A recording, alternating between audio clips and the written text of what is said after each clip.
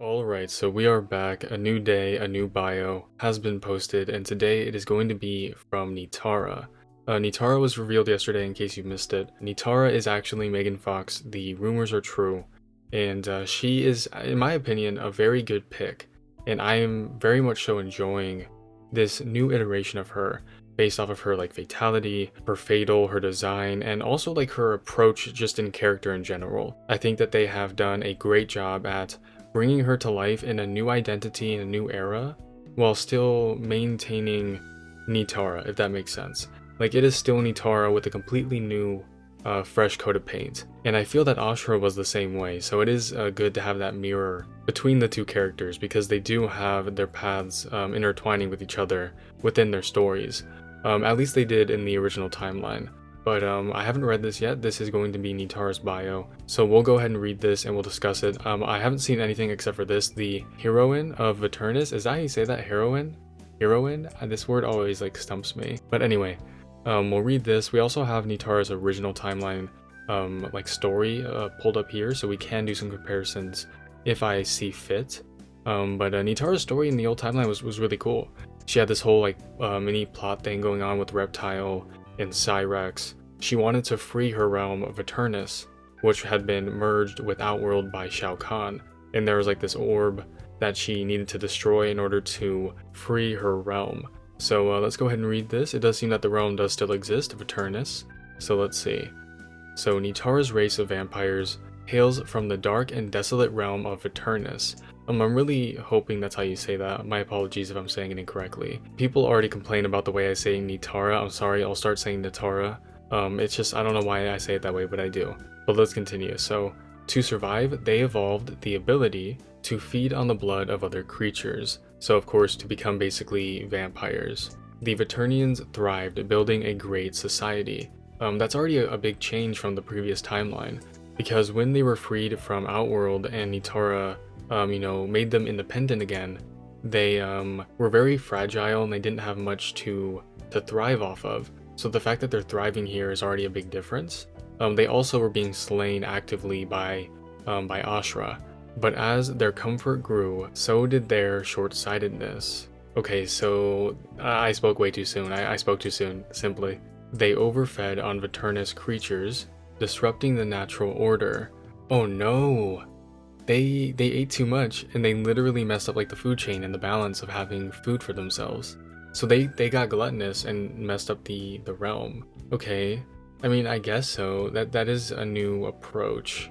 They now starve as it collapses. So that's how it becomes fragile, huh? Really?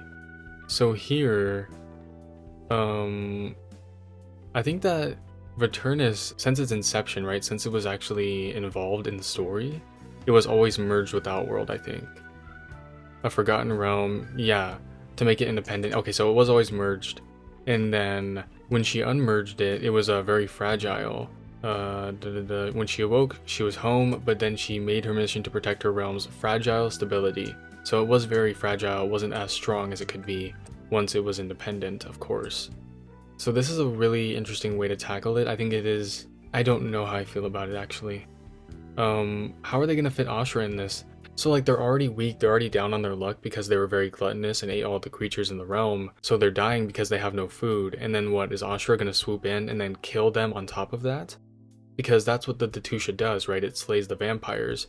And the Chris is tricking Ashura, at least if this is like the previous timeline, which it does seem like it is.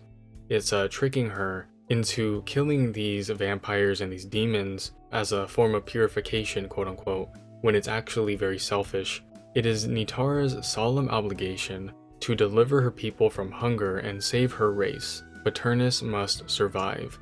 Okay, so I do enjoy that aspect of it. I do enjoy the fact that she is going to fight for her realm because that's always been a huge part of Nitara's character. And I'm not even like one of those people that say that everything has to be one-to-one with the previous timeline, of course not.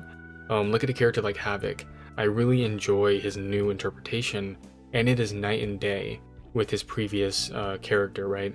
So they don't have to be the exact same, but this kind of takes away from, like, I guess the severity of the realm's state of being, because obviously there is no realm merging, there is no Shao Kahn merging the realms like there is in the original timeline. So Viternus had to fall into shambles in some way, and I just don't know if making them gluttonous people who overate is like the best way of doing that. I mean, maybe if you want to say that like the vampire race is very selfish or very, again, short-sighted, then that makes sense, but it's like, I don't know how I really feel about this compared to like her original story. I'm not saying that I necessarily dislike it like wholeheartedly or anything, but I really want to see how they tackle this and pull it off, especially if they have to implement Ashura as well. Because what happened in Armageddon is after Nitara had gotten the realm back and in its fragile state, that's when Ashura started genociding her people and killing them with the Tusha, with the Chris. So she was already in a very bad place with the realm, just getting it back from the merger, and then Ashura came and swooped in and then killed a lot of people and made it way worse than it already was. So if they kind of like already go through those same stages, it's just that they go through starvation and then go through Ashura, then okay, that makes sense, I guess. But it does feel a little bit weird to me that it's only because they are selfish beings that overate is how they got into this state. But we'll see what happens. Maybe there's other things interfering, like the malefactors, like Shang Tsung, maybe Chronica, maybe, you know, some other thing. We'll see. I wonder what the comments are saying though. That render though, yeah, again, I have no quarrels with her design. I think it's one of the best designs in MK1. Like, they did really well. The only thing I don't like, I think, is the hair. I made a joke about it yesterday when I was talking to Milk and Sparky, saying that it does kind of look like Jimmy Neutron, which is very silly. But like, even then, I don't think the hair is that big of like a glaring issue where it actually makes the rest of the design bad. Because I think the design itself is very solid, if not very good. And the colors are nice. I think the colors don't clash. They kind of fit with each other and I do enjoy it. So yeah, that render though, let's go. Yeah, the fact that this image is real, chat. Oh my god. Estella tweeted yesterday, shout out to Estella. She posted this and it's like, dude, it makes me so emotional. The fact that this is real. It really is just so huge. Okay, what else is here? Favorite design so far. She looks beautiful, agreed. Agreed. Let's see. Thanos could fix that problem, what, by erasing half her race? Yeah, I guess so. She should be pale. Why are all the female characters tan? Shut up, maybe? Maybe grow up? Are you scared of melanin? I don't know what to say to you. I think we're gonna stop reading the comments. I forget that people just don't have a brain on the internet. But anyway, Nitara, it does seem very nice. I'm happy that she's Megan Fox. I think it was actually a good decision. It's not like it had to be her in order to bring her back or anything. I wasn't even necessarily rooting for her to be Nitara when the rumors came out, but I'm pleasantly surprised with how they've managed to pull it off. But this story is the one thing that I am a little bit iffy on. Again, because after this story is probably where the events of the actual plot are gonna happen. And that's when Ashura and her are gonna, you know, like overlap in their stories. So the whole Ashura, the Tusha versus the demons and the vampires, that's going to happen in the main plot, I think. But it's just, they have to make this seem believable and they have to make it seem genuine in terms of the bad place that Viternus is at right now, the despair that they feel, the desperation and all of that within the vampire race. That has to feel genuine, that has to feel organic. So as long as they pull that off, then I'm okay with it. But again, that is a major part for me personally. So yeah, with that said though, let me know your guys' thoughts on Nitara. How do you feel about Megan Fox, like, portraying her? How do you feel about her design? And more importantly for this video, how do you feel about her story? Her story is a little bit mixed for me right now, especially when you compare it to her original story. But I don't like, again, I don't want to make it sound like I dislike it or anything. I'm just on the fence. I want to see how it's tackled in the more grand scale.